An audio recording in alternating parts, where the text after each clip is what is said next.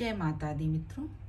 हरे कृष्ण ज्ञान गंगा परिवार के सभी देखने वालों को मेरा सादर प्रणाम। कल मैं थोड़ा व्यस्तता होने की वजह से आपसे बात नहीं कर पाई, लेकिन मैंने अपने चैनल पे महिषासुर मर्दिनी स्तोत्र का पाठ, पूरा विधिवत पाठ आप लोग के लिए प्रेषित किया है। उम्मीद है कि आप लोग ने उसको देखा होगा और सुना भी होगा। और मैं 5वें नवरात्र के बारे में भी कुछ बात ज़्यादा नहीं हो पाई, आज तो 6वां हो गया है, लेकिन फिर भी स्कंद माता 5वां नवरात्र माता स्कंद का होता है। स्कंद माता उन्हें कहते हैं क्योंकि वो कार्तिकेय की माता थी और कार्तिकेय जी देवासुर संग्राम में देवताओं के सेनापति के रूप में उन्होंने युद्ध किया था और माता उनकी सहायता में थी साथ में, तो और इसलिए उन्हें स्कंद की माता होने के कारण ही स्कंद माता कहा जाता है। और माता को अपने पुत्र से बहुत प्यार था, इसलिए इनका नाम ही स्कंद माता पड़ गया।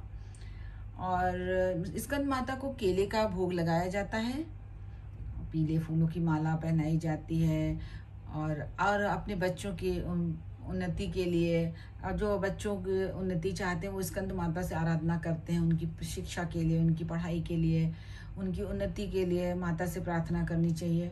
स्कंद माता तो माँ है, और माँ तो खैर माँ तो सभी ही हैं, लेकिन स्पेशली पुत्र और माता का जो रिश्ता होता है वो स्कंद माता के रूप में हम माँ के स्वरूप में हम मानते हैं। और माँ पुत्र का तो रिश्ता अद्भुत होता है। आज 6वां नवरात्र है। 6वां नवरात्र माँ कात्यायनी देवी का होता है। माँ कात्यायनी देवी को शहद का भोग लगाया जाता है। ऐसी मान्यता है कि मतलब शहद का भोग लगाया जाता है। और धार्मिक मान्यताओं के अनुसार कात्यायन ऋषि देवी के बहुत बड़े उपासक थे। कात्यायन ऋषि सभी लोग जानते होंगे। कात्यायन ऋषि तो उन्होंने देवी की इतनी पूजा की कि देवी प्रसन्न होकर उन्हें एक आशीर्वाद दे गई कि मैं आपके घर में पुत्री रूप में आपके यहाँ जन्म लूंगी। इसीलिए और जब इन्होंने जन्म लिया तो इनका कात्यायन ऋषि की वजह से इनका नाम कात्यायनी पड़ा। माँ कात्यायनी देवी जो हैं वो शक्ति, यश, सम्मान, कीर्ति को देने वाली हैं।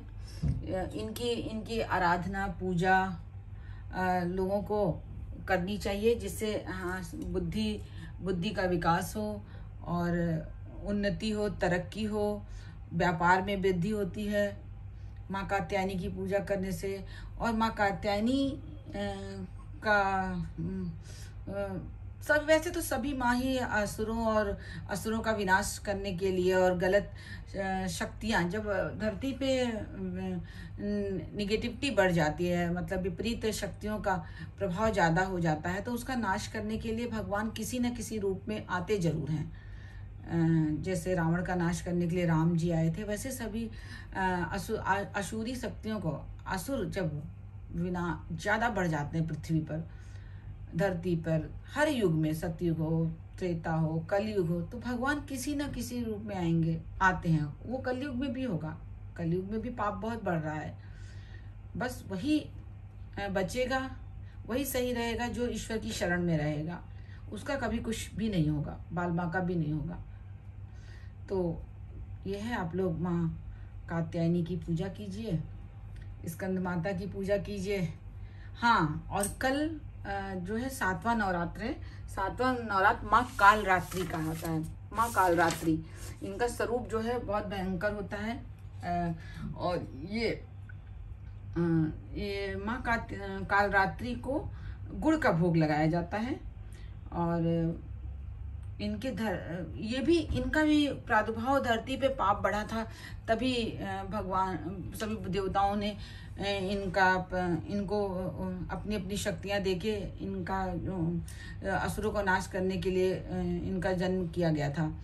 और माँ कालरात्रि को शत्रुओं से, अगर किसी को शत्रुओं से परेशानी हो, शत्रुओं से भय लगता हो और किसी का अज्ञात शत्रु हो, तो काली कवच बहुत अच्छा है।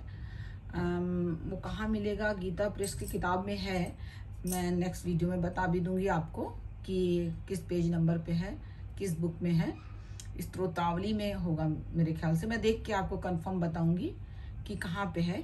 वैसे जयंती मंगला काली भद्र काली कपालिनी दुर्गा क्षमा शिवा दाती स्वाहा सुधा नमोस्तुते, ये तो माँ का, ये तो एक अद्भुत मंत्र है शक्ति प्रदान करने के लिए। ओम दुंग दुर्गाय नमः, ये भी एक अद्भुत मंत्र है माँ का।